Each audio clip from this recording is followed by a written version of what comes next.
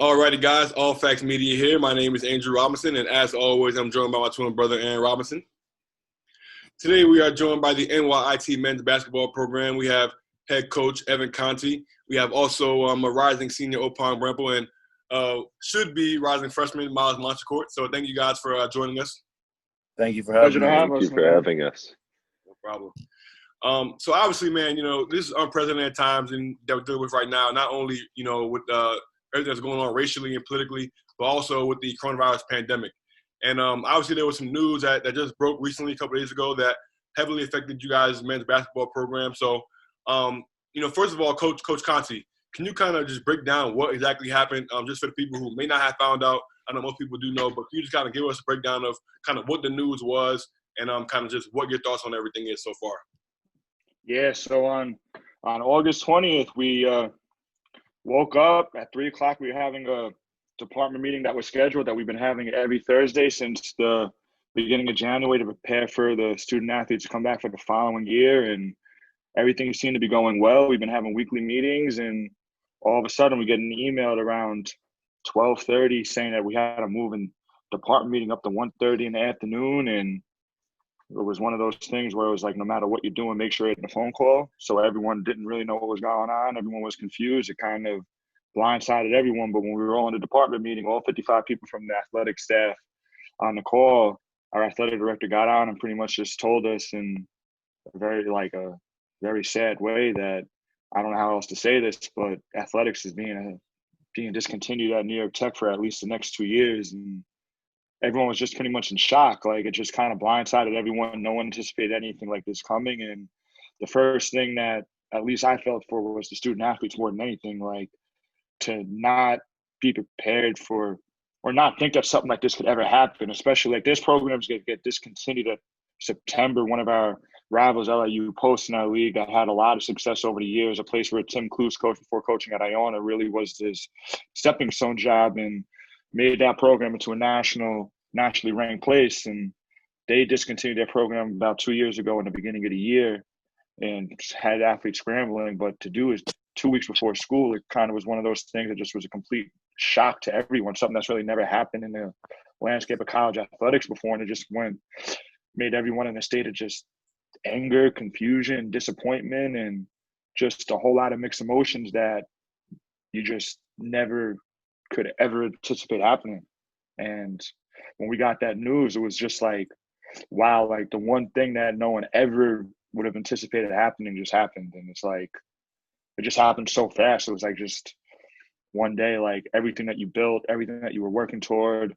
Athletics at New York Tech was a very, very, very, very special place. It's a smaller institution, but it's very high, has a very, very good reputation academically, and they attracted a lot of student athletes that really took their whatever sport they played very, very seriously, while pursuing a different wide variety of things that they had to choose for academically. It was known as being one of the premier academic institutions in the Northeast and one of the premier Division II hotbeds for someone that really wanted to get a good degree while being able to pursue playing collegiate basketball at a very high level. Like Opong Bramble here is going to be a senior biotech major. Myles was going to be a business major, was going to get his MBA at our school. And it was just one of those things that you can't fathom with the timing. It just still doesn't make sense. And I want to give these guys an opportunity to talk about their different experiences, and we'll talk about how I feel about the whole thing after they get a chance to talk about it. So I guess we'll go to the players, Myles and Opong. We'll start with the senior Opong. What was your reaction when Coach Conti first shared with you, the news? What was going through your head? And I guess in the days following, how have you been able to process, what's going on? And then obviously we'll go to Myles after. I mean, first and foremost, it was just like literally, I don't know if you've ever been in a fight, you just been sucker punched out of nowhere. Like I'm literally sitting on my couch, and I get the text from coach a couple hours earlier, saying we got some bad news. I'm like, okay, probably the season's canceled, which, wouldn't be too far out of the imagination. And then we got the email first from our athletic director saying that the institution would be, discontinuing athletics for 2 years. And I was just like, wow. Like I literally said, wow. Like I've never actually said that in a reaction to anything before. And, like, I mean, coach would tell you, I'm not a guy that usually is speechless, but, like, I really was speechless. I had nothing to say because I was just in total disbelief. I'm like, this is insane. But, I mean, I quickly just accepted it and was like, okay, well, now I need to figure out what I'm going to do from here. So I called my dad first. I called my parents, told them the news, and then we discussed, what would happen. I told him I had the Zoom meeting later on that evening, and after that, we'll have to make some different decisions as to, whether I would be staying there or trying to find somewhere else to go or going back home to do my classes online and whatnot. And mind you, I drove down from Canada, like about a 34-hour drive by myself to come back down to school. And then it's just like, this is ridiculous. But I mean, I felt anger, definitely a lot of anger. Just like, it's like, and I'm sure, as we all know in here, we're all athletes. We all work hard for our scholarships. You know what I mean? Like, we spend years grinding, sacrificing time with our family, friends, going out, just, literally putting our bodies on the line to do this one thing. And it's like, I work so hard for that. And I've been there for the past 3 years. I mean, the first 2 years there, we're not the best. And I think that's putting it lightly in terms of basketball. But, I mean, last year I think we were building something special, obviously. And I was looking forward to, going to practice with Myles and all of our new recruits and just having a good time with the guys again. And I told Coach Conti, I'm downloading all of my college games from Synergy right now. I'm just looking through the footage, looking through all. I think I've watched about maybe 15 to 20 games in the past couple of days. Like, just watching from last year, from my freshman year, from my sophomore year, seeing the guys I came up with, seeing the camaraderie on the court, the losses, the wins, everything. And it's just like, it's like a loss. Like, it's like really something just died. A really huge part of my life died. And it's like, I don't know. I'm always in disbelief of it still, even now. It's just like, this is unbelievable, So I don't know. I don't know what else to say, Yeah. Yeah. Now, I mean, Myles, obviously you were going to be an incoming freshman here at NYIT, so you have a little bit of a different perspective, obviously, hearing this Right. news and having to kind of shift your whole recruiting perspective as far as where you're going to go to school and things like that. So just talk about the moment, kind of when you first heard the news, and kind of like Ace said, just how you process it over the next couple of days.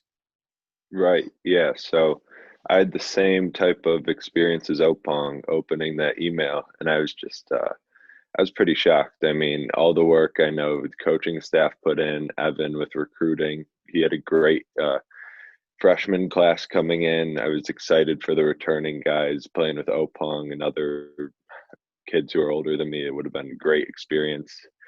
They were building something super special. I watched a ton of games last year. Felt like I was getting great connection with the guys. It was definitely a hard pill to swallow, but I feel like I'm blessed just to be in the opportunity to know these guys, and it's an amazing experience just getting recruited again. And I'm just really fortunate to be in the position that I'm in right now. Now, Coach Conti, for you, what was the moment like when you had to tell your guys, that the school had decided to postpone athletics? What was going through your head, and how did you share that news to them? And then, once you shared the news to them, what was going through your head, as a coach, who now had just seen, a recruiting class go to waste, potential season go to waste, just what was going through your head? So when we first got the news, it was kind of just like, it didn't feel real, It was one of those things that, like, you just think that you're dreaming and you had a really bad nightmare and you just wake up and it's like, okay, like, that didn't happen. And you kind of got to quickly realize, wait, like, this is real. This just happened. Like, something that, again, that you could have never fathomed, and just something that, like, in March, we're beating Damon in our last regular season game at home and basically going crazy in the locker room, everyone just pouring water in each other and having excitement. And then all of a sudden, like, these guys are playing in a playoff game for the first time in their careers. Now, one person in our program had the opportunity to play in a conference playoff game before. And the past 2 years at Tech, honestly, were some of the most emotional lows and the most emotional highs I've ever been a part of. Like, it truly was a special place. It was truly a place where The student athletes had a really strong bond. The administration had a really strong bond. Our athletic director, our deputy athletic director, Dan Velez and Danny Hagenlocker, they did everything they possibly could to support every program. The coaches, they were our biggest fans. And to see this program go to a place from where when I was an assistant, it was struggling. And then when I ended up becoming the head coach and having a trust in my institution to lead that program, all the players were just super excited, and all the administration just supported me from day one. Anything I ever needed, they gave for me. And it was like really a family atmosphere. It's a small school. Everyone kind of knows everyone. So at first I just worried for a lot of the people in the administration that just had newborn babies, some of the other coaches that put a down payment on a house and had mortgages they had to pay. So that's the first initial thing, just seeing everyone's face and seeing like, wow, like all of our lives are just gradually just going to be completely impacted.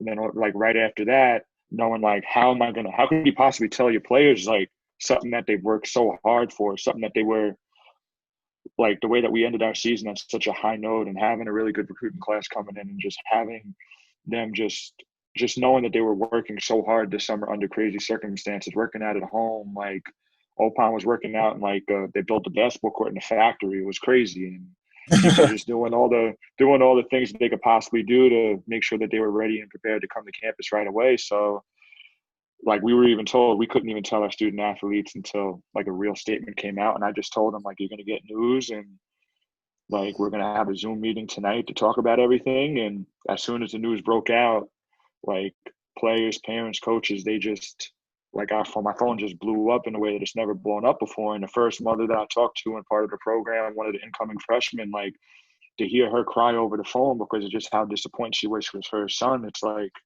it made me choke up. And it made me think about just, okay, like I need to be the one that is still going to guide them the right way. Like I'm still their coach no matter what. Like even though something like this happens, I'm always going to be their coach. I'm always going to be there for them. Like, and when you're a coach, you put your program, you put your players ahead of yourself, and you want to make sure that you protect them and you give them the best information, you guide them the right way possible. And what I did is I just told them that Thursday night when we got the news, like we could sit here together on Zoom, we could cry together, we could be angry together, we could be disappointed together, we could be confused together, but when we go to sleep, which probably none of us did that night, we got to wake up the next day and we really got to figure out what's best for you in the future. And got a situation where you just got to make life decisions on the fly. And that's kind of like my vision and what I've been doing ever since the news came out is, okay, like each player individually, I talked to them all, talked to every single one of our players individually and told them like what I think they should do, talk to all these different coaches about different players in the program from graduate students to incoming freshmen, and trying to find them all new homes while also still trying to wrap my head around what happened. And I really haven't had a chance to worry about what I'm going to do next. Like when you coach a bunch of kids that are special, like basketball becomes irrelevant at the time. It's like basketball is secondary compared to what you go through and the bond and the relationships that you build with these guys on a day-to-day basis. And I was fortunate enough to have the opportunity to do that with some really, really special young men, and wish that I would have had the opportunity to do it for a way longer time, because I knew that what we were building at New York Tech is special. And I know that these kids are going to eventually like bounce back and all of them are going to be very successful in their life. But this stings, man. It stings for everyone. And it's one of those things that I just really hope it doesn't become a trend in college athletics, because this coronavirus pandemic is really messing up a lot of people's budgets and putting this world in a place that it's never been before, putting college athletics, what you see in football and what you see to the NBA and the professional level and every level that you could think of, youth athletics, not having kids being able to go to school or summer camps or after school clubs. And it's a scary time because no one really knows what's going to happen next. So hopefully we weren't the first of many schools that are going to have to make these tough decisions. But at the end of the day, you got to put your student athletes ahead of yourself. And that's really the most important thing, to make sure that everyone is in a situation where they could still get their degree and they could still better themselves and better their lives. And the ones that are still going to have an opportunity to play basketball, you make sure you put everything in their power to put them in the right program, in the right situation possible. It's like I was talking to some coaches and some AAU coaches. It's like I just became a head coach to an AAU coach in a matter of minutes. So it's just interesting times, but you guys know from your time at Quinnipiac and at Coppin State how the life lessons that you learn from being a student athlete, the things that it teaches you, the camaraderie you make with your teammates, the accountability that you have to learn, being on practice on time, being in study hall on time, going to get treatment on time. And if you don't do it, you pay the consequences. And it's one of those things where that's what being a student athlete is all about. And basketball is the thing that brings you together, but the bond that you build with your players, the bond that the teammates build with each other, the moments that they have in the locker room, the moments that they have after a win, after a loss, after taking midterms and finals together, going home for the summer, having like that excitement of I can't wait to be back on campus so I could see my brothers and I could see my coaching staff and I can get back to work. And even though at the time it's the most challenging thing I've ever been a part of, and from our experience at Quinnipiac, it was some of the hardest things we've ever been a part of, I just wanted to give these guys the same experiences that we got when we were student athletes, and for them to get that taken away from them, that hurt. That's a strong pill to swallow, and it still just doesn't make sense. Yeah. Now, Myles, you were obviously about to be an incoming freshman, and this whole summer and recruiting period has been chaos in general, just with kids trying to find schools. Obviously, there was no spring AAU period, no summer AAU period, so kids kind of had to make some hard choices or some, commitments that they might not have normally made. I know you obviously committed to Coach Conti, who's, you had great faith in him and his program. So for you, what's next for you as far as, your journey, as far as finding out what's next? Definitely. Put a lot of faith into Coach Conti. I'd do it all over again. Great guy, great coach.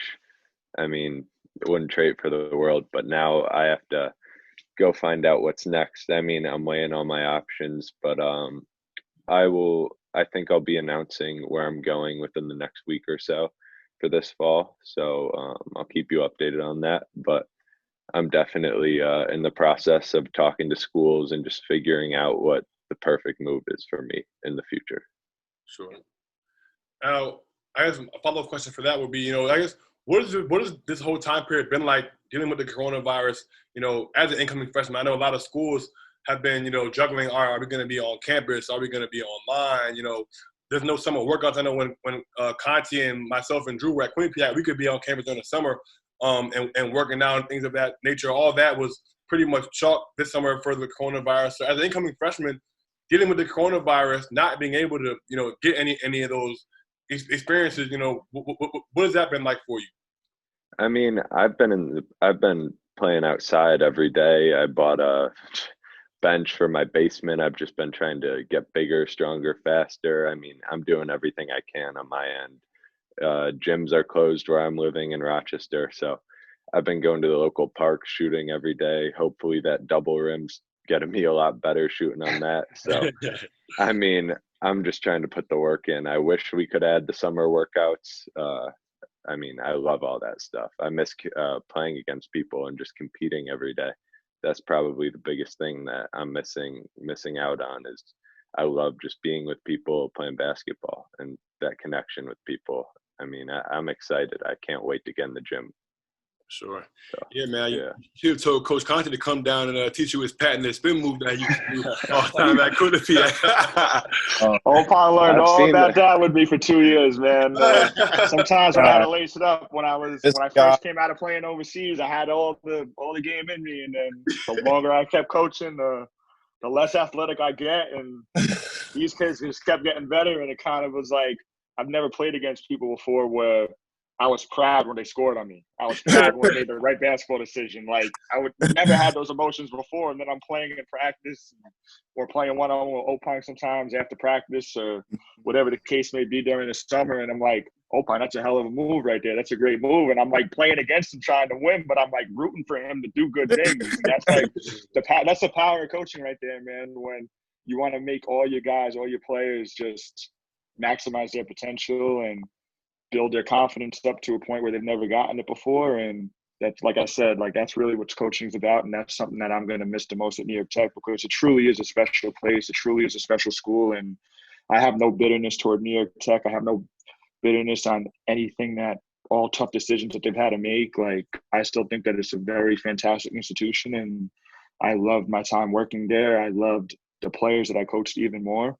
And as much as I would have loved to continue being there and seeing kind of where this journey would have taken me and seeing the success that we were building and we could have had, and the two assistant coaches that I had working alongside with Mike Byrne and Nico Callender, I just loved going in the office with them every day and chopping it up, talking about basketball, talking about life, just talking about everything and mentoring these young kids. And I couldn't, like I said, I couldn't have asked for a better administration to work for, couldn't have asked for a better situation in terms of selling recruits because of the location of the school and the academic pedigree that it had and the success that it had throughout the athletic department. It really was truly a special place. And that's why I think it was more shocking than anything, because all the teams were on the rise. All the teams were more than holding their own. Baseball team made it to the College World Series. Lacrosse won 4 national championships. Soccer's been to multiple NCAA tournaments. You name it in every sport, and there's a rich tradition of success. And like I said, like a legacy that just goes away. Like, what do you do about that? And I think Opong could explain that maybe a little bit better, just because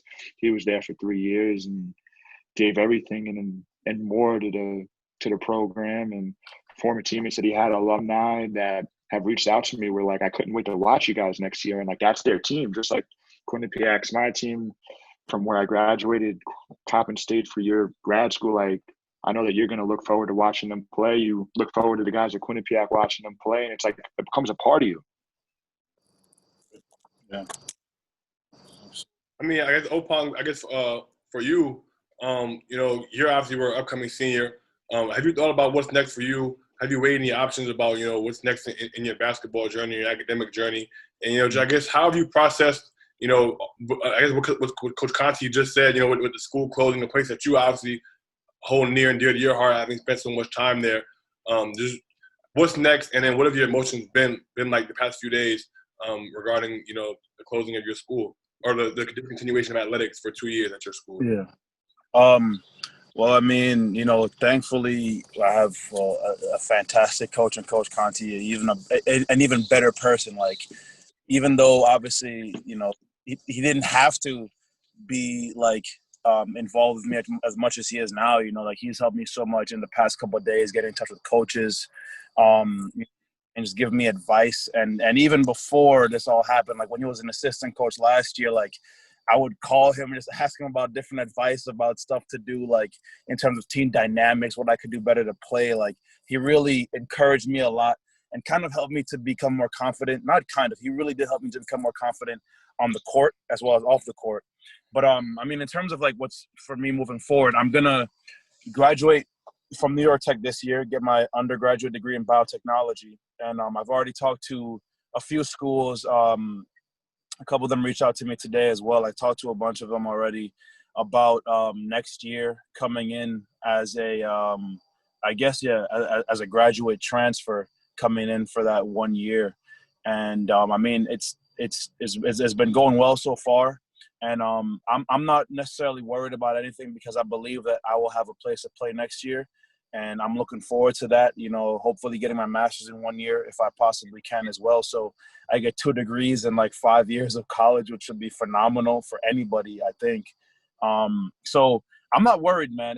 I guess it might be a weird statement to say or hear, but to be honest, I really wasn't worried about a lot of things since this whole coronavirus thing started. I wouldn't say it's weird, but I just always, kind of had faith and optimism in what the future will bring. And I still have that to this day, even now, especially with things going on. I feel like it's easy to become negative. And I felt myself doing that the first couple, like the first day or so afterwards. I'm like, you know what? It's not worth it. Like nothing in life is worth the price of worry. Because if you're worrying, it's like, for what? You can't control it. The athletic program closed. All right, bet. Now it's time to move on to something else. You have to go back home because school closed. Okay, now it's time to go crush online classes. You know what I mean? It's always, like I say, and like Coach Conti says to me all the time, next play, right? Next play. You got to have a short-term memory and go on to the next thing and do the best in that thing and not let one setback hold you back for the entire game or for the rest of your life or whatever situation you're in. So I'm looking forward to finishing out this year, working out hard with my guys out here in Long Island. Hopefully some of my teammates will still be here. We could work out together. And, I mean, I'm just ready to do great things still at wherever I end up next year. You know, I'm looking forward to it a lot. Sir. Now, Coach, I mean, you mentioned it briefly before, but unfortunately, I mean, you guys were the first school, but you may not be the last school to experience something like this. Kind of what are your thoughts on, like, just the NCAA and just the future of college basketball going forward for a lot of these smaller schools who may not have the big-time budgets that a lot of these Power 5 schools may have, or larger Division I schools? I mean, what do you think is at stake for maybe the D2 schools or D3 schools or NAIA schools out there that legitimately might have their programs in jeopardy of closing or shutting down like you guys? It's scary. I mean, it's easy. For me, it's like the one thing that I could have never imagined happening happened. Like, so now it really worries me about the whole state of Division II athletics. Like, how are you going to be able to pay for the testing required to have the kids get tested every week, have the kids get tested before they play every single game, have the kids get tested on campus? What happens if there's an outbreak on campus and the kids need to go home? So to me, it's the scariest thing about this virus is that whenever you think that it can't get any worse, it just does.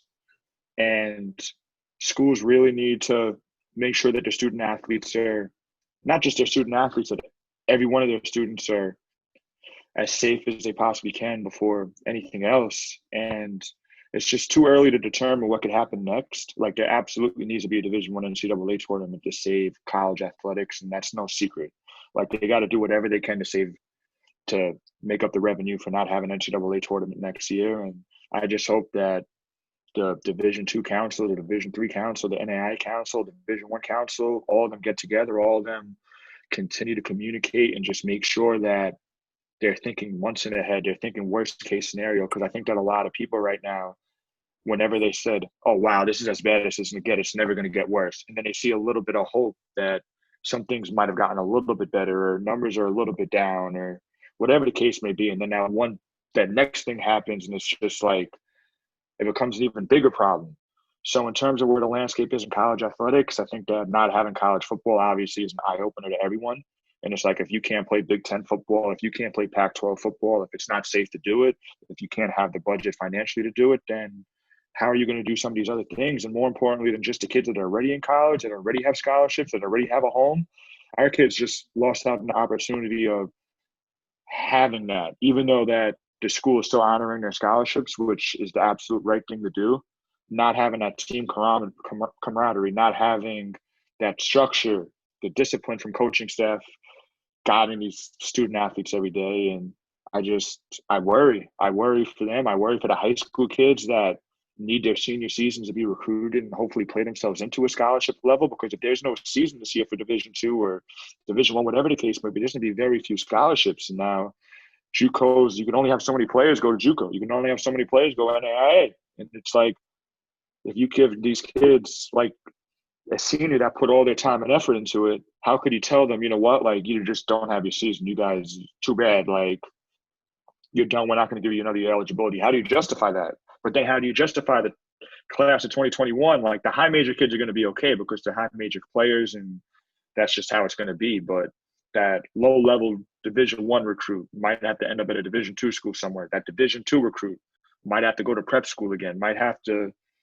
not even get the opportunity to play college basketball, might have to go to D3 route. The Division III kid might not have an opportunity to play because there's just so much uncertainty. There's only so few spots. It's like 1.7% of high school players play Division I or Division II basketball, like 2.1. The numbers are scarce. And if there's no season, then the numbers are just going to get even more scarce, and that just changes the whole landscape of college athletics, and not just basketball, and for everything. And it's an unreal time, and we're just going to have to wait it out, stay patient, and just really hope that there's a vaccine, really hope that this virus spreads away, because it's affected so many lives. And fortunately for us, we're healthy, and we're able to wake up every day and still have good health and still have good fortune and have things to look forward to in life. But the things that you really work hard for, the things that you dream about, those things are in the balance right now for a virus. Like, I just hope every day that this virus just slowly gets better and people continue to wear masks and people continue to social distance, because clearly it works. You see in the bubble in the NBA, you see what the TBT did, the first ones to do it. Like when you actually follow the rules and the regulations and the guidelines, you're okay.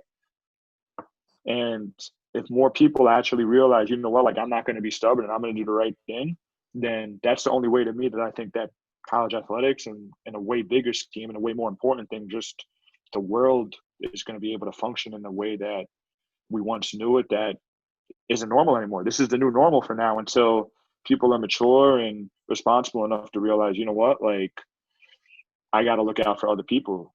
And we live in a self-centered world. And the beautiful thing about coaching is that you teach your student athletes to be selfless. And that's the one thing why you see a lot of athletes at any level succeed in their futures, succeed in whatever they do when they finish playing. Like you guys, like building a platform where you give people the opportunity to speak up and talk about things that are important to you guys, and people listen to you and people respect you. Like those are the special things that happen from being able to play a sport at a high level, being able to have teammates that hold you accountable, coaches that hold you accountable. And in the world, we need people to hold citizens accountable. We just need more leadership throughout the board.